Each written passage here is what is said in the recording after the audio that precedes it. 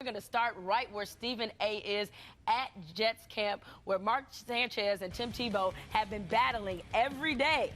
And based on their training camp performances, the media has been grading them. Tebow was unofficially 1 for 7 in 11 drills, as was Sanchez, and lost his handle on a snap on his first play.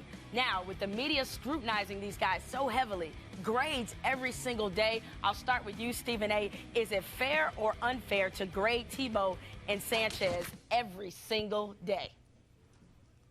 Well, clearly it's not fair. I'm not about to sit there and say that it is, but at the same time, I think that the people like Skip Bayless and others are responsible for this nonsense that's taking place because it's simply unnecessary. The reality is that, it's really about Tim Tebow. It's not about Mark Sanchez. The only reason why Mark Sanchez is being graded is because he's got a guy in Tim Tebow, buffered by Tebow mania that's putting the pressure on him because you feel Tim Tebow tucking away at his heels. And that's really what this comes down to. This is about Tim Tebow, the backup quarterback who took a private jet to a press conference for himself because the New York Jets, a backup quarterback that has dominated the headlines to such a degree that you even have reporters calling Mark Sanchez Tim Sanchez, a backup quarterback who, quite frankly, whose resume simply doesn't warrant all of this. I'm talking about on the NFL level. Certainly he won his share of games. We'll see what he can do. We all know that I'm on the record that I don't think he can throw a lick. I'm right here at the practice facility where the New York Jets are conducting training camp,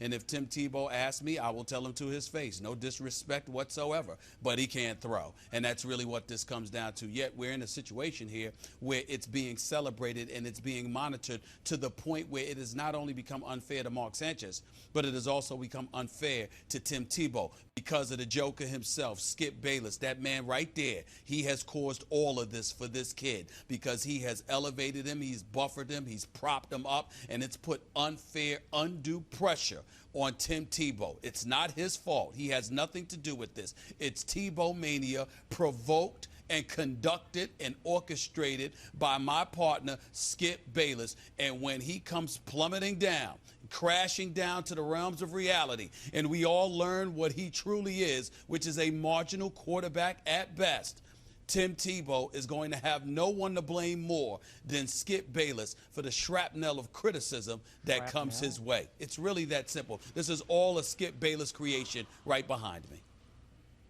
I can't wait until later today when Tim Tebow walks up to you, Stephen A. Smith, and melts you with that smile of his. And by tomorrow, you'll be singing the praises of Tim Tebow.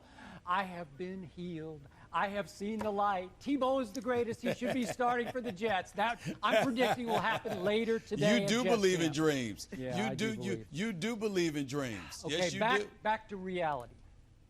This is so unfair to Tim Tebow, and yet here we go again. What happened 1 year ago in the Broncos camp? Exactly the same thing. Deja voodoo for the team that now has Tim Tebow. What happened, Stephen A.? Day after day, the Denver media, who got to watch a lot of the practice, was grading and judging Tebow versus a veteran quarterback in Kyle Orton, who is sensational at running 7-on-7 drills early in camp and those can't hit the quarterback kind of scrimmages. So what happened about a week into camp with the new regime run by John Elway and John Fox? What happened? We heard that reportedly Tim Tebow had plummeted to a fourth string. Why? Because I've told you before, he's not made for early camp practice.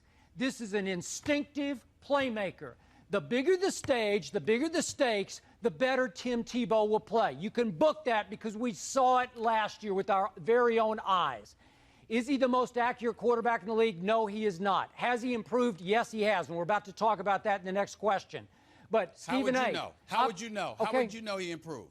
I'm going by what Ron Jaworski, you're about to hear Ron Jaworski's take, so I'm going to defer to the great Jaws on this. We're about to get there in just a second. Oh, today you are. Last week you ignored him. Today you want to defer to him, but go ahead. Well, I defer to John Gruden. Whoever better makes my argument, I defer to him at that moment.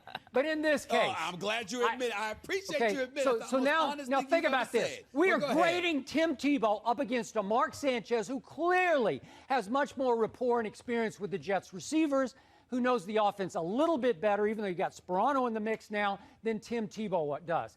Tebow relies heavily on his run game. Tebow is an instinctive playmaker who needs a game to thrive on, to perform at a high level in. So I'm going to read nothing into this except for this. Rex Ryan knows better.